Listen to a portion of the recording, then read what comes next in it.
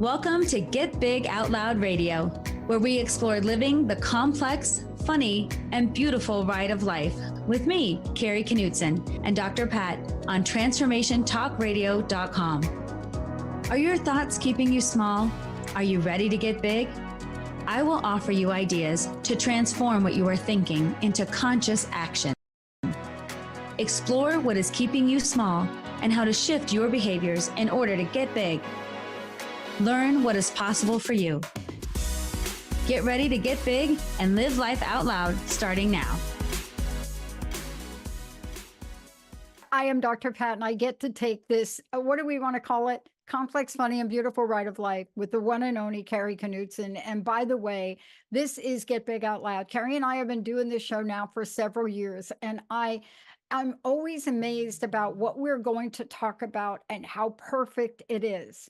And so got the episode, was looking at it, both Linda and I, and we just thought, was Kari Knutson, was she in our house last night here? She had to be here. She had to be here or something, or she's like telepathically, telekinetically, whatever, connected, because this is an energy that all y'all are going to want to know about. Are you playing to win, or are you playing not to lose? And I want to say that because today's show is called Great Expectations. Kari is somebody that knows a lot about this. You've heard her story, walked away from her career after being at the top of the counseling game, helping people accelerate in their lives, stepped away to say, I am going to be me. I'm going to be Knutson Speaks. I'm going to get out there. She's out there every day. I don't even know how she finds time to do this show. She helps other people take a message out into the world and have a big voice. And there's nothing more important right now. Our theme has been for years. We've been talking about how from the voices of the Kari Knutsons, from her voice to your ears, into your heart. This is an intimate conversation. Whenever you're doing shows on human potential and how to thrive in life, we are tapping into a very intimate relationship with you all, and we are very grateful. But today, you better be fastening your seatbelt, your shoulder harness. You better be putting it on, because great expectations are in the house. Kari, what the heck got into you with this one? Okay. All right. I've been thinking about this so much because things in my life pop up. I always talk about what's going on in real life, and I always talk about what I need to learn. And I start to get fascinated by things and how they apply. And I was thinking about this idea of like, when we want to change or grow or get out of the status quo, we have these great expectations for ourselves sometimes. Like even Sunday night. Don't you ever go to bed Sunday night and think, you know what? Monday, watch out Monday, because everything's going to change Monday. I'm going to get it all together. I'm going to do these things on my to-do list. I'm going to make these changes. I'm going to eat my breakfast. I'm going to fold the laundry when it gets out of the dryer. I'm going to, whatever I'm going to do. And then, Monday comes and that energy, maybe you start off well, but maybe by the afternoon, you're like, oh, I'll just wait till next week. Or let's say you're trying to eat better and you're doing really good throughout the day. And then at night you mess up. Say, oh, I'll wait another week to do better. Like you just toss it all away. And so I was thinking of this idea of we set ourselves up for failure again and again and again. We have these great expectations, and what's keeping us from really making progress is being thoughtful about our expectations. Could we still have great expectations and more thoughtful expectations so that we could actually achieve our goals? So that's what got into me, is like, why do we set ourselves up for these big falls instead of thinking, can I still have great expectations, and can they be reasonable so that I cannot quit on myself? I love this. Now, I know I always bring up stuff that maybe you're not aware of, but I gotta bring this up. On the edge of your seat this weekend, the pinnacle of women's sports. Now, I have to say this because Great Expectations is what this is all about. I don't know if in my lifetime, Kari, I would have been able to look back, and being an athlete and a coach myself, between Linda and I, we have either played or coached to multiple softball titles. When we played softball, then we can imagine. I thought about this the other day too, in terms of my own sport, but what happened in women's basketball over the weekend was unprecedented, or at least this past week, because no one, I don't believe, I don't believe anyone could have expected, well, some people did, the outcome of the Final Four, the women's basketball between Iowa and South Carolina. I think people were hoping that it would be Iowa, but I don't think anyone really knew what to make or expect of the outstanding career, college career, that we are now talking about Ms. Clark, Caitlin Clark. I mean, when we see this and we see those kinds of results, we put it the exclamation point on great expectations. And Kari, it's so funny you bringing this up today, because if we don't have great expectations for ourselves and our future, can we carry ourselves forward on the shoulders of others? Do you know what I'm saying? It's like this young woman and all of the women that played in this here to this weekend. I don't want to spend more time on it. You can go Google it yourselves. Oh, I actually, so people who listen to us, Dr. Pat, know that you know things that I don't know about, like Yeah, all the exactly. and movies, but even I looked this up and I even checked out Caitlin Clark. I know who you're talking about this time. I know it was the Final Four and I know who won. And I am inspired because I actually know something that you know about out of my comfort zone, and it was inspiring, and it was interesting to see the expectations around this, and like it was the highest watched game, not just the women's game, but the game. You know, there were so many firsts with this, and the fact that women are being highlighted in this way, and the fact that the shift in terms of like what's possible. What's possible? Even my own kids who aren't into basketball at all wanted to talk about the game, wanted to watch it, wanted because they heard about it, and then seeing women like that they might be like, look at this strong, thoughtful, athletic, driven woman and women, I should say, like not just Caitlin, but all All the of them. and then the way the coaches responded and watching all that was very heartening to see this. It felt like a seismic shift in not only women's Seismic. sports, but in our perspective about sports. Yes. And what I loved about it was, I want to talk about this in terms of great expectations and also humility, because we're going to talk about both today. Somehow, we seem to have this shame, and I don't think it's everybody. I think this has followed women around. I think we're shifting it. So let me just be clear.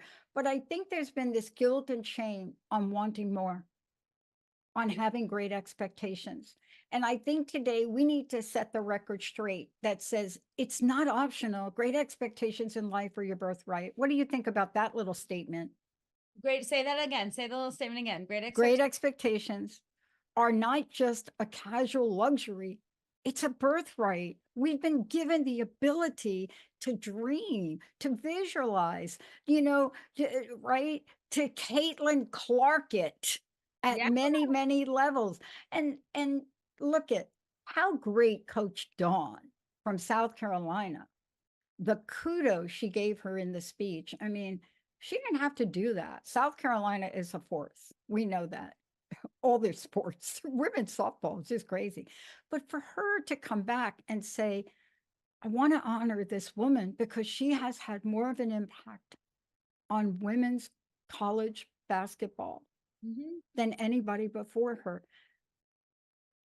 Do you think that great expectations, do you think we have to really shift a few things to be in that zone? I think that is such a good example of taking an opportunity to lift everyone up, right? And like we have this idea in our culture of like number one or nothing.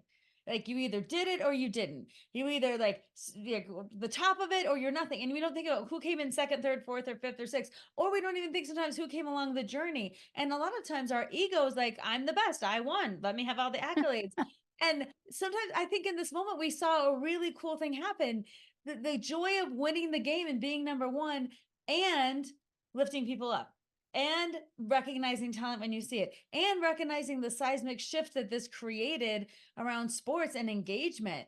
of people in sports and women in sports. So I feel like it can be both. And we get this dualistic mindset all the time. I'm winning or I'm failing. It's good or it's bad. I did it or I didn't. And these great expectations that we're talking about, to me, it's more of an incremental, like, am I on my path? And also, can I be winning for what winning looks like to me? And Yes. even if I'm not number one, and I think that's such a perfect example of what happened this weekend. Like, we won, we're psyched, and we're bringing other people up. So on your journey too of this great expectations, I feel like sometimes what we'll do is we have the power to dream and we have all these things that we can do, but we choose not to. We make a conscious choice not to, and it can come from a lot of different places. It can be an internal fear, like, I want to do this, but here's why I can't. And then you tell yourself a story. Or you can say, I want to do this, and externally people say, well, here's why you can't. Or you're proud of something, like, oh, I just did this thing, and someone's like, well, I've already done this and that. And then you're like, oh, I guess I'm not doing as good because I compared myself to you and now I'm not good. So everywhere you go, internally, externally, other people, you're like, you have to be conscious of it. Because Yes. you said we're at a point in life where we can set these great expectations and achieve them, but where the stumbling block comes in is the internal and the external things that keep us in the status quo, that keep us stuck, that keep us honestly not I wouldn't say necessarily sad, because some don't have to be sad to want to change our lives, but I think there's a sadness that comes along with not fulfilling Absolutely. all you could do. Yeah. Let me make it even stronger for you. You're absolutely right. And there's grief. Yeah. See, this is the thing that if we allow fear due to, I'm not good enough, I didn't do it perfect enough, if we allow that to sift in, it takes on momentum. It's worse than the earthquake. It's the aftershock. You Yes. know, there was an earthquake in New Jersey where Linda lives, where her sister lives, a couple of days ago, like a 4.5. And okay, people were rattled by the earthquake, but no, not as much as they were rattled and sat in anxiety for 48 hours waiting for the aftershock. You see that, right? Mhm. 48 hours. And we do that now. So we'll have a little quake. You know, when I did the whole crust busting thing, we used to call them crust quakes. We used to call them in the crust busting vernacular. But let's talk about it. What are the things that we say to ourselves that perhaps we didn't see on the basket? I didn't see it on the basketball court, and I didn't see it when Florida beat South Carolina in fast pitch softball the other day. But we do say things to ourselves. Let's talk about what we say to ourselves that will take a great expectation and start to dilute it until it's not a great expectation anymore, right? Yes. It's And these the are the, go ahead. Tell us what they are. Go ahead. Well, this is the thing that's so important to bring consciousness to, because once you can catch yourself saying these things, then you have an opportunity to say something different. But the important thing is to catch yourself first, not to just like never say that. Because it's our human nature. It kind of comes up like when we don't even expect it. So it's important to be like, oh, I had that thought again. Oh, look at that, what just came up. Like, it's not that you're trying to crush the thoughts. I feel like it's kind of how our computer brain mind works. So like, I'm going to offer up these thoughts randomly. And if you just keep going through your life and don't be like, oh, that thought was not helpful, or I'm gonna stop that in its tracks. So sometimes we'll be like, I'm gonna do this thing. I want to try this. Let's say, and it's what I usually think about is this is how it happens for me. I'll get a spark of intuition. I feel like it comes up right here, like I want to do that thing. Like, I'm gonna go do this thing. And here's an example, perfect example of recently what I thought about. So I am fluent in sign language and I work in the deaf community, and there's an event happening in Guatemala at a deaf school that I want to go to. Okay, so here's what I said. I want to go to that event in Guatemala. And then I was like, can I even go? I don't know if I can afford that. How will I make that work? What about the kids' summer schedule? Is that like gonna happen? Why am I gonna go there? I'm not in the field right now. I shouldn't, are they gonna want me? And like, I just had this flash, and then I was like, all the reasons I can't, before I even let the spark go. And so I think of it like a candle, that when you get that inspiration, you have to protect it against all of your realistic and unrealistic thoughts. Right? It's okay to say, do I have enough money? But it's not okay to say, and therefore I totally can't You're go, right. before I even spoke the words, right? So we say things like, here's why I can't, here's why it won't work. And then we say things like, I'm too, everyone's too old or too young, and everyone's probably too fat. Very rarely do people think they're too skinny, right? I'm not experienced enough. I don't have this, whatever it is that's going to throw out, I'm too, and then put whatever. And then sometimes we say, who am I to? I can't, what am I thinking? And so you have these thoughts that come up around like, I'm not, and really they're connected to, am I worthy enough of this? And should I want this? And then sometimes we get around time, like who has time for that? Or I should be so happy, or I'm so lucky I already have this. Why do I want more? Like we get in these, just notice your mind trying to keep you in that space. And I even say, before you even take one action step, you have to be allowed to dream about Yeah. what if I did this thing? Or look into, why did that spark my excitement? Yeah. Right? Like you have to protect that little bit of space from all these things that your brain is going to throw up to be like, you can't do that. It's Yeah. only, you haven't done it yet. And so you have to be like, ha, I see what you did there.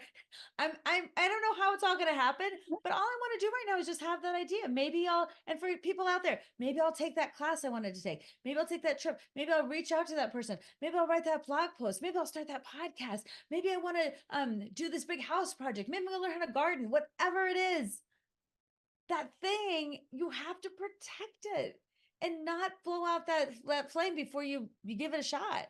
Yeah, I love this. Here's the thing. I love that you shared that story. We got so many stories on this to share. For those of you out there, you want to share a story with us right now on Great Expectations, give us a call. Are you stumbling? Are you tripping? Do you think you're not enough? Do you have an idea that somebody told you, not so good? 1-800-930-2819. Chime in because we are creating a shift now. Look, so here. All of a sudden, I've had 3 people contact me or through Jessica or through Linda, ask if I was selling my company in the past 2 weeks. So I have a view about that, but it's very different than other people have. So I was listening and I was listening to all of the reasons why people are interested in the company. And it was, wow, Pat, listen to this. I hate even saying it on air, but let me just get it out. Wow, you must be going through some rough times. Did something get out about your company failing or something like that people want to buy it? And I'm listening to this, one of a team member, and I'm like, I said, no. Do you know why they want to buy this company? Because they see what we're doing. They see the value. They see now we have an A+, Better Business Bureau rating in the broadcast industry, which is ridiculous to get. And I said, where are you people coming from throwing in the towel? That's why people want to buy your company, right? Why do they want to buy it? They see something. And no, I'm not selling the company, but I love this energy. And so my team, people look at me like, what do you mean you like I said, I love the energy. I mean, think about when people want what you have. I don't care if it's that beautiful stained glass behind Kari that somebody's like, are you selling the glass? It doesn't matter. When people are there and they're admiring this, why is it, Kari, we want to go to the darkest place on the planet, worse than the eclipse is going to be, rather than say, dang, I must be doing pretty good at gymnastics. No, I'm not doing good at gymnastics, but I know you got a story. Right. I'm really doing good at this company, or I have things that like people are contacting me because they, instead of like, what's wrong, to be like, what's right? Right. Like that's what you're talking about, how we tend to like downplay it, or we tend to why we can't do something, or what's wrong, or what, instead of either taking pride in it, and not ego pride, but being like, yeah, because this No, company's rocking, because I'm doing a good job, because I have high I have expectations. a great team. I have a great team. Totally, all the things that you're talking about, but it's the human, I feel like it's the human condition, and that's why we have to catch ourselves. We have to catch ourselves when we get in that space, because our brain, I feel like why it happens is our brain is so intent on keeping us safe, and safe in our brain means comfort zone, it means status quo, it means do what you've done. So anything out of that equals a threat in some way, even if it's not an actual threat, but the brain is like, wait a minute, if you do this thing you want to do, or think a different way or take a different action, I'm going to have to change it. And I like this, like, oh, I know what to expect. I know, like, I think of the brain being like, oh, please make it easy, please. And so anytime you want to change something, it like offers up some resistance. So even notice our resistance to things around like things that would take us 10 minutes to do, but we just don't want to. Like things like if you wanted to like clean up something in the storage room or Yeah. like, go through some old papers or whatever. You're like, oh, it take a long time. I don't want to have to do that. This is really busy work. I'm so all of a sudden I got hungry. Now I'm distracted. Like our brain is like, please don't do that thing because now I'll have to really engage. And so I just think of my brain sometimes is the like on permanent, like, I don't know, vacation status. Like, please just do what you've always done because I don't really feel like it. And that's why I have to be like, okay, I see you. And we're doing this anyway because I see what you've offered up to me. And it could be for the littlest thing, Dr. Pat. Like, Yes. honestly, like cleaning up the kitchen today. We don't want to do it, but we do things because they need to get done. And I think we have to stop saying, do I really want to do this versus do I need this for my business or my life? Yeah. Do I Yeah. need this to fulfill some version of me that I know is out there? Do I want this experience? And even though I know it's going to cost time and money and make things different, am I willing?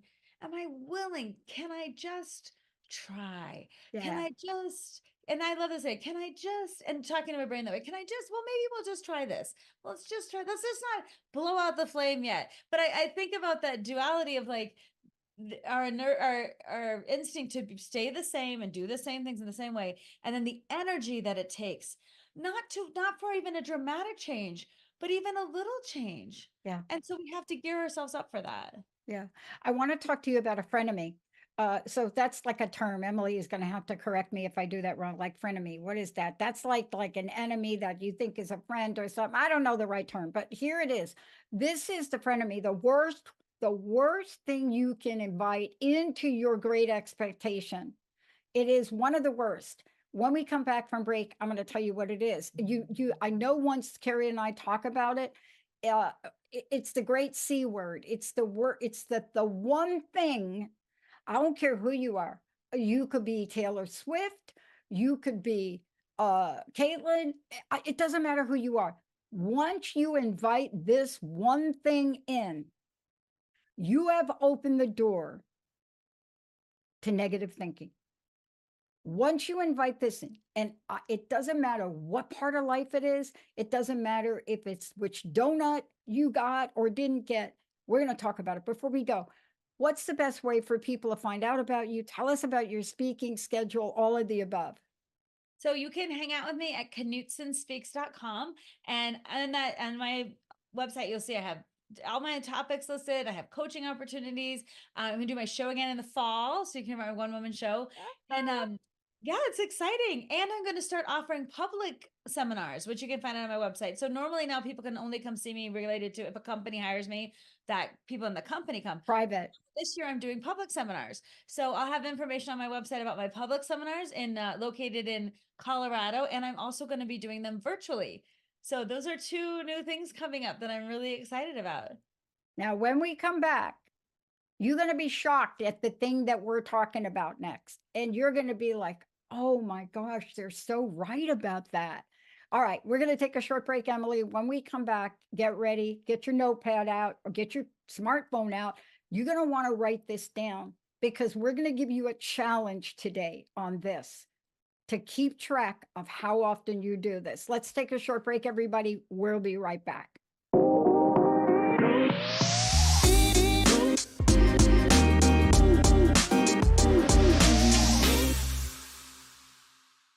Hey, everybody, welcome back. I'm Dr. Pat. I get to hang out and do this fabulous show with the one and only Kari Knutson. And I want to just say this to y'all out there. If there's anything you need to know about how you can up-level your game, whether it's speaking, presenting, whether it's, I don't even know where to begin. You know, so many people want to be speaking. They want to be speakers. They really want to. I've had more conversations with people that want to do this. But what I find is, even in the conversations with folks, it's hard for them to imagine you actually have to work at this. And that's what I want to say about what you do. You help people understand, yes, you have to do the work, but as you do the work, you will get better. and you will be able to be in the world, and you will be able to speak about things that are important to you. But there is one thing that will shut that down, and every other dream you have, shut it down faster than anything. It's what I was referring to before the break. What do you think that is? Comparison, our favorite topic and favorite quote of all time. Comparison is the thief of joy, which I took the liberty to change to comparison is just a thief. Comparison is a thief of your own experience, of where you are in life, of how you're feeling about it. Like it's not the thief of joy. So that's one small thing. It's a thief of everything that feels to me that we can own as ours. And we can see it pop up. Comparison will pop up all the time. And again, this is our brain at work.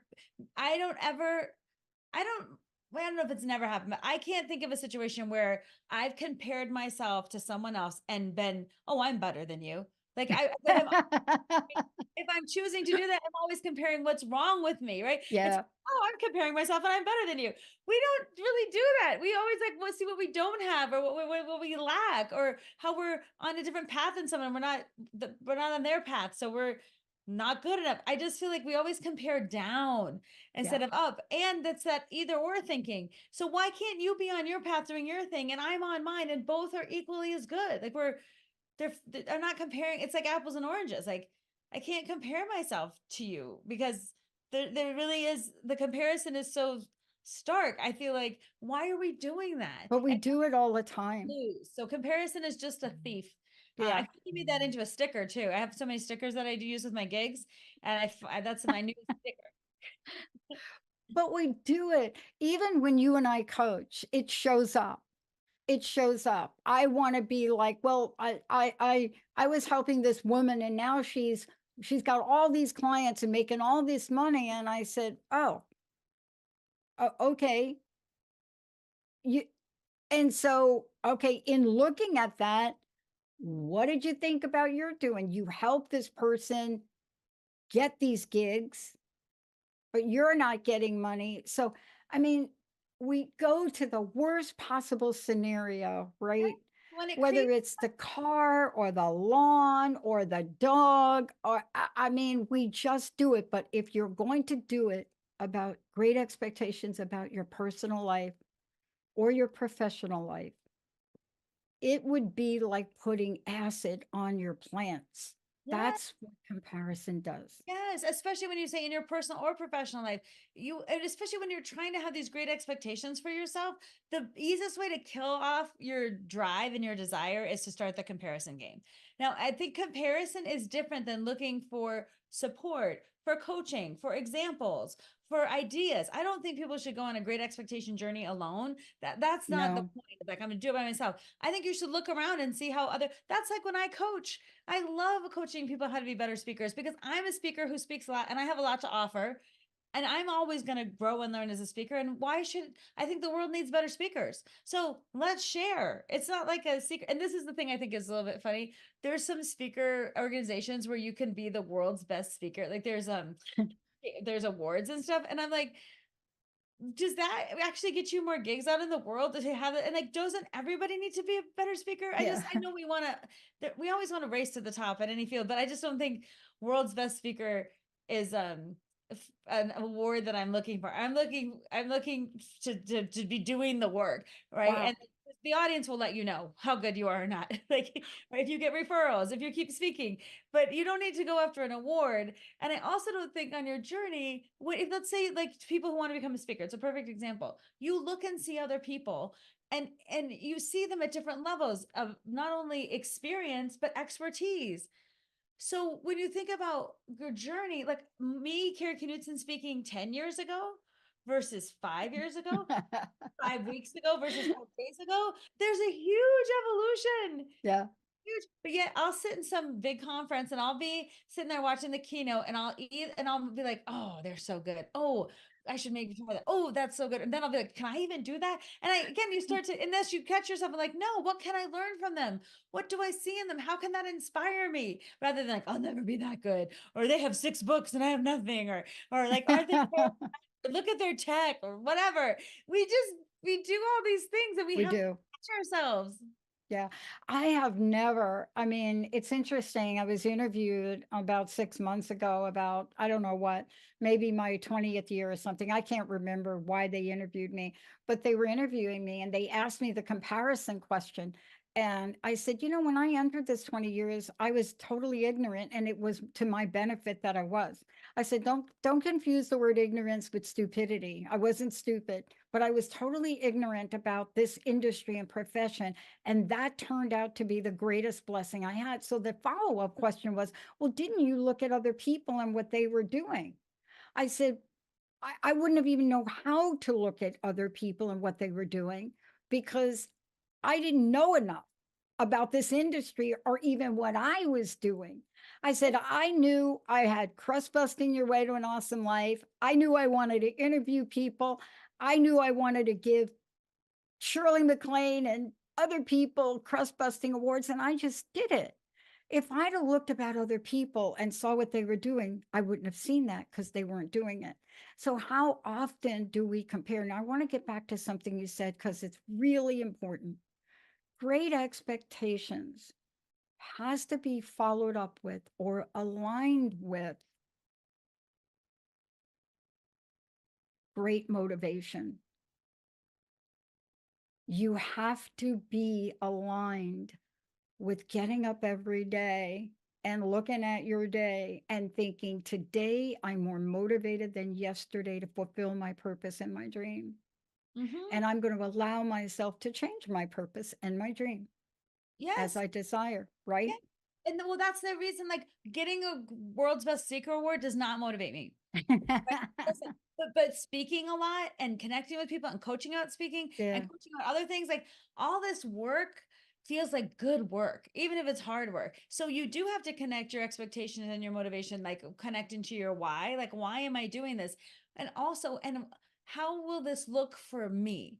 So you can see the trajectory of a lot of different careers or ideas, or even being an entrepreneur. Playing out as an entrepreneur looks like 100 different ways. And so what I think it's interesting to recognize, like, I'm on my own path, and yeah, it's the only path that I need to be on, because everyone's doing their own thing too. And can I learn from other people? Can I grow? Can I take some advice? Can I get some coaching? Can I improve? But I don't want to then lose track of my why. And sometimes we lose track of our why by, I want to get this award. I want to get this much money. Like, yeah, people call me, like, how much can I make as a speaker? I'm like, $40 or $400,000. I don't know. It's what you charge. What will people pay you? How do you get, like, and I was like, if you're in this to make money though, you got to rethink it, because that motivation will soon run out, because it's a heck of a lot of work. yeah, And yeah. so I just feel like you have to keep these things in check, because you want, like, we'll have this conversation today, and I guarantee you later today something will pop up for me where I'm like, Me too. you know better. Like, look what just came up for you. Like, just, so, like, just know that it's not a set it and forget it. I call it, it's on the daily. And I It's just, on the like, daily. twist my mind and giggle a little bit. I'm like, oh, I see what you just did. I saw that. But let's talk about something super important around this. Those of you out there listening, please understand that Carrie and I, we do not do things on our own. Support is our best friend. Like we talked about comparison, about being the toxicity that will deflate a dream, a vision, take you off course faster than anything. But comparison to learn. So let's just be very clear. There are different forms of comparison, but how do you know what you're doing and when you're doing it? Both of us work with coaches. I have coaches. There is support that is important for anybody out there that has a great expectation. Now, unless you're superhuman and you can do something all by yourself and you can raise yourself up by yourself, great. You're in like the 1% of the world. But support, where does that fit in to making sure that I'm not pouring, the toxicity of comparison on my dream, but instead I have the people and the tools around me to get myself fired up. Oh yeah. And I love that reframing of, like, instead of comparing into others, how can we utilize others for support? So I feel like we have to be choosy in who we surround Yes. ourselves with, because it can be cloaked, like, support can be cloaked in different ways, or like, is this real support or not? And, like, are you, like, even around, like, I have a couple of friends that I go to. I'm like, what do you think about this? That will offer me not just like, great, do whatever, but like, what about this? Have you thought about this? This doesn't really make sense. When I'm trying to talk about something that will give me honest feedback about like, I don't understand what you just said, or that's too much psychological talk, right? Explain it to me like I don't know anything in psychology, right? Which has helped me tremendously go to a broader audience. So like, who do you look to for that feedback? How do you get that support? How do you surround yourself with people and engage with coaches and mentors and organizations that actually want to help you? And also what I say is for me, anyone saying like, do it this way, like this is the only way, this is the way you have to do it, be careful of that, because Oh, that might work for them, but it probably won't work for you. And I that's like get it. someone else's shoes and being like, these are my size, but these feel weird to me, right? Like you just have to own for yourself. You might need different levels of support. And also you might have a great, like I could talk and speak and come up with content. I cannot do invoicing, billing, a spreadsheet. Saved my life. So I have an amazing assistant. She's incredible. She's like, she does all the things, and we're like the yin and yang. Her brain works differently.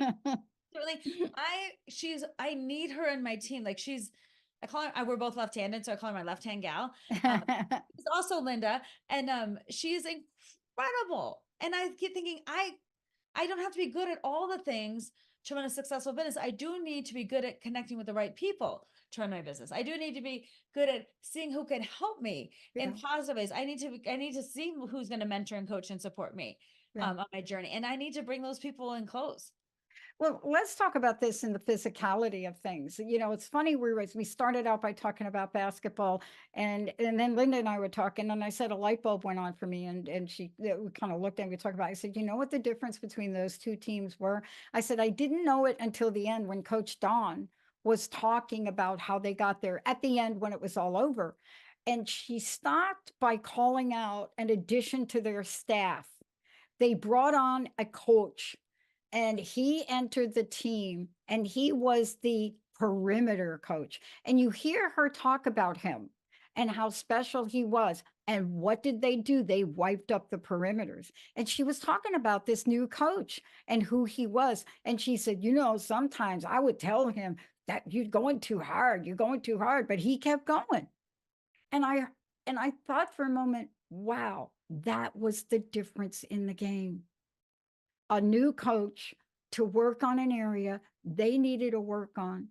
The humility, first of all, of Coach Dawn to bring that person in and then allow that person to shape these women. Let's talk about this, because I have coaches in the sport I play. There are people we bring in, but then we have to look at what they're telling us, how they're telling us. And I mentioned gymnastics before, but you have a story to tell on that. So I wanted to tell the story about gymnastics because I'm not in gymnastics, so my daughter. I'm not either. And the reason this whole thing came about, I've been observing her gymnastics class for the past couple of months, and they're really working on the back handspring. And they didn't just say, it's just kind of clicked to me how they've been doing this at it's called Bounce. It's in Denver. At Bounce, they were first talking about a back handspring, and then they like demonstrated the back handspring, but then they broke it down into be like, not only do you need to be able to hurl yourself backwards, but you have to catch yourself, and then you have to have the core strength to flip your legs over, and you have to have the speed, and then you know how scary it is to hurl yourself backwards? Like, I can't imagine even going into a pool backwards, like is scary for me, right? So like and they didn't say, okay, everyone just do the back handspring. All right, good luck. We've explained to you, we showed you, we told you a couple things. Let's go. And what I've been seeing in this class is so incredible because they're working in stations on arm strength. So they'll be doing chin-ups and pull-ups and push-ups and all these arm exercises. And then they're on the trampoline, practicing what it's like to get height and just what it's like to kind of get height and then do flips that way. Then they're practicing, there's this huge, like, I don't know, foam pad that basically you just run and then you turn around and you just throw yourself over. But the pad's there to protect. So like they're running, then they do their cartwheel to start the back handspring or whatever they do with their legs. And then they just throw themselves on this pad with the full assurance. The pad is so heavy, it can only go so far, but they're working on moving that pad back. So I'm seeing these kids run around the gym, laughing, high-fiving. I'm seeing then the coaches start spotting So the coach, when they start doing without all the pads, like and I'm seeing some kids like crumple and they can't figure out. I'm seeing the coach catch them. I'm seeing other kids like really be scared to go over the back. Other kids can totally do that now. And each week I'm seeing this progression, and it made me think about, there's not one person in there, not one kid that was like, well, I couldn't do it the first time, so back handspring, you're not for me. Or no one's saying like, this is taking forever, I don't want to do it anymore, I'm sick of all this. And no one's being like, I don't understand why we have to do the arms if we want to do a back handspring. Like, I just can't.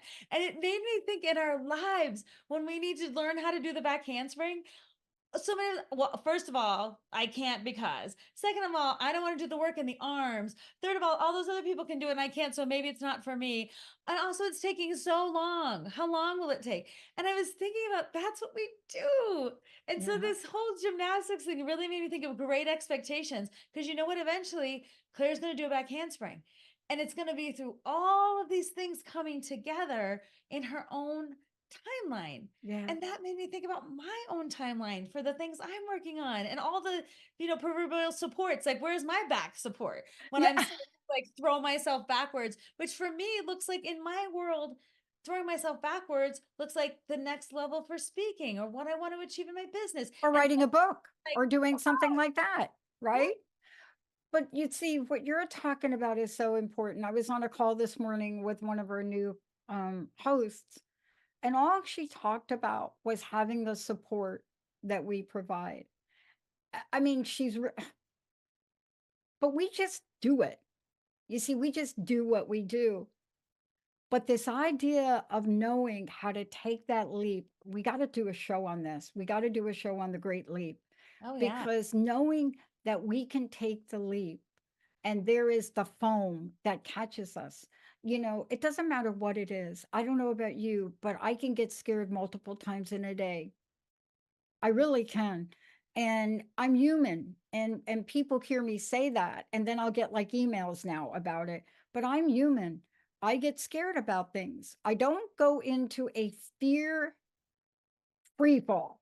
See, there's a difference between getting scared, right? Like, sure, haven't ridden a Harley Davidson in a few years. Now I'm gonna go get on the Harley, right? We're gonna go rent the Harley and gonna probably go ride out there with Joe and Susan, gonna get Linda on the Harley.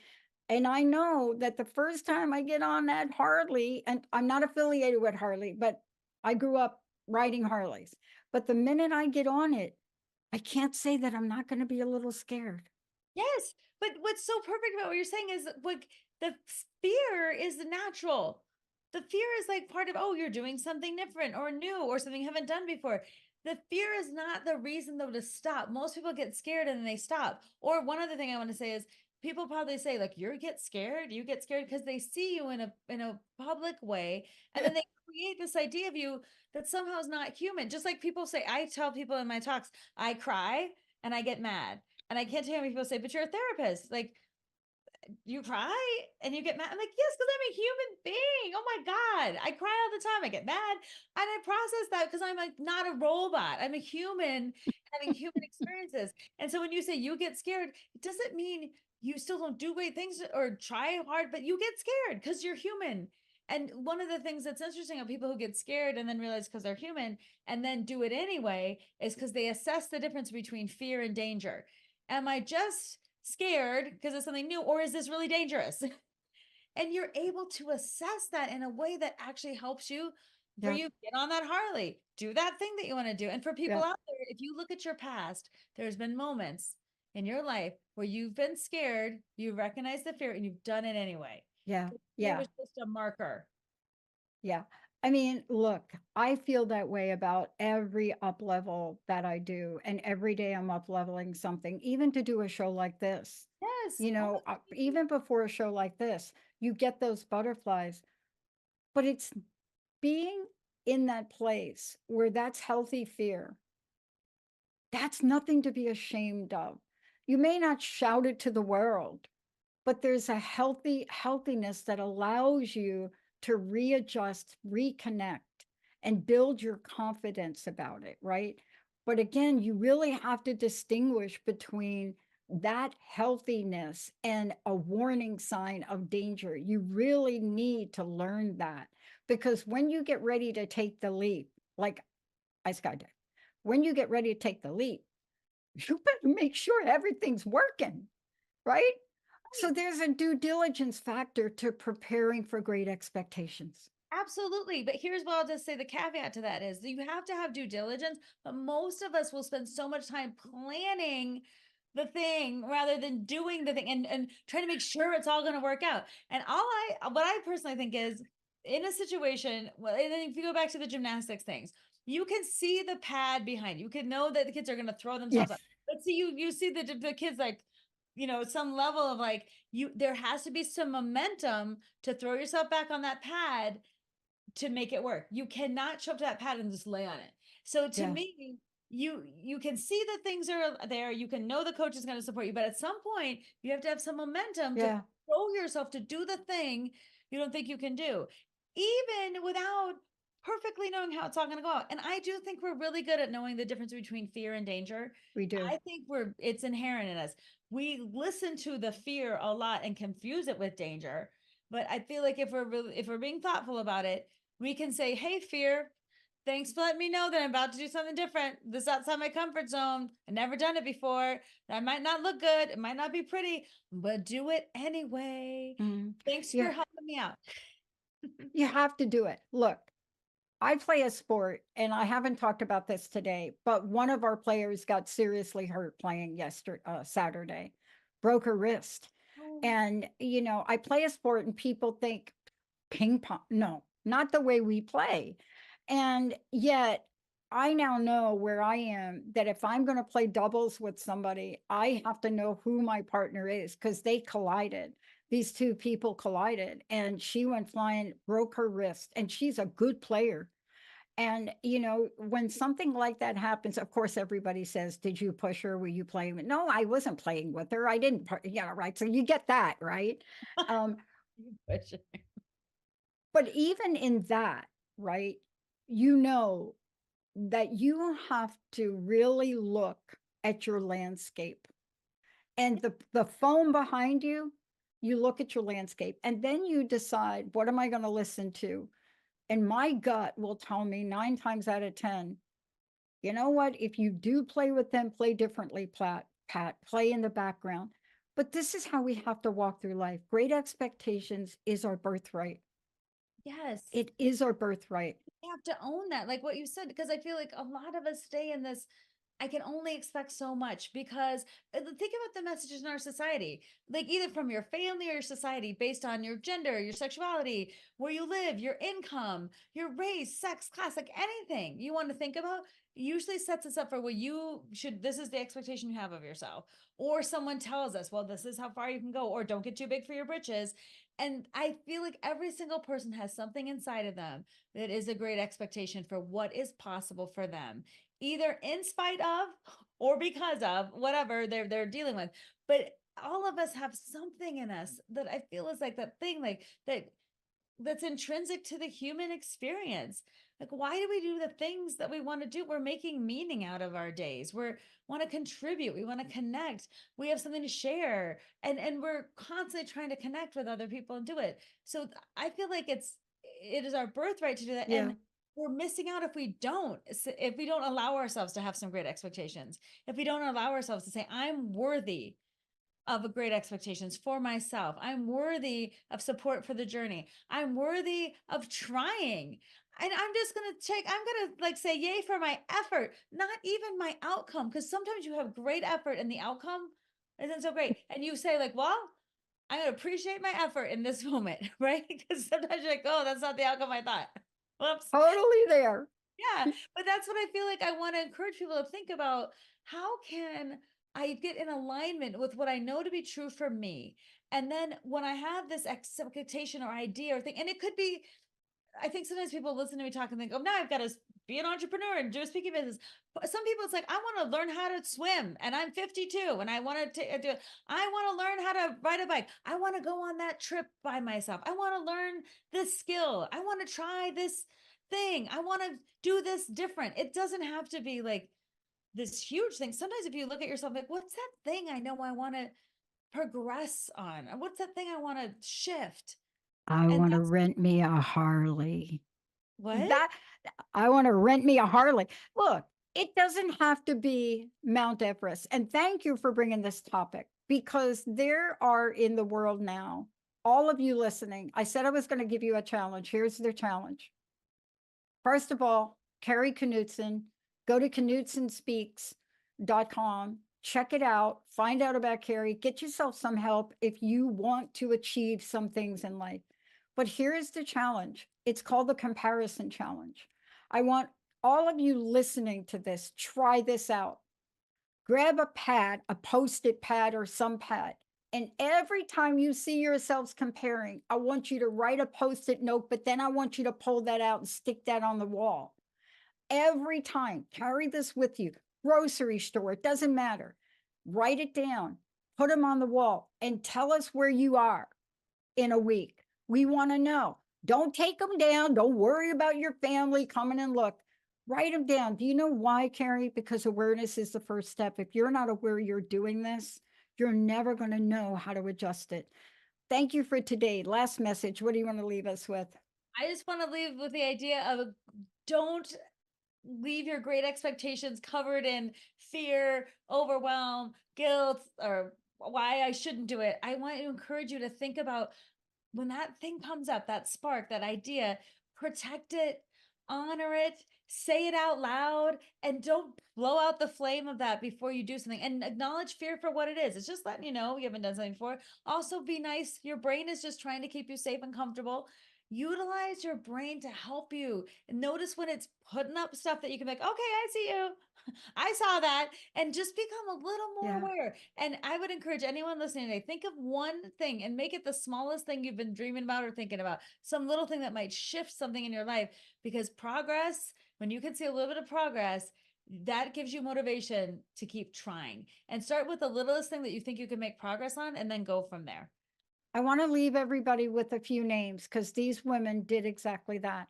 Ashley Graham, Paloma Esser, Hunter McGrady, Candace Huffman, Denise Bedeau, Iskra Lawrence, Precious Lee, Tess Holliday, Barbie Fear, and there are more. These are women that changed the landscape of fashion. They are considered models. They are considered models for curvy women, another to plus size clothing. These are women that changed the entire landscape of fashion because they had an idea and they were tired of comparing. Bingo to those ladies. Bingo to you. Thanks for all of you. Get the Post-its out. Emily, you too. We'll see you next time. Kari Knutson, I'm Dr. Pat. You have been listening to Get Big Out Loud Radio, where we explore the complex, funny, and beautiful ride of life with me, Kari Knutson, joining Dr. Pat live every second Monday at 10 a.m. Pacific on TransformationTalkRadio.com. I will help you to know which thoughts are keeping you small in order for you to get big. Get big and live your life out loud. For more information, visit KnutsonSpeaks.com.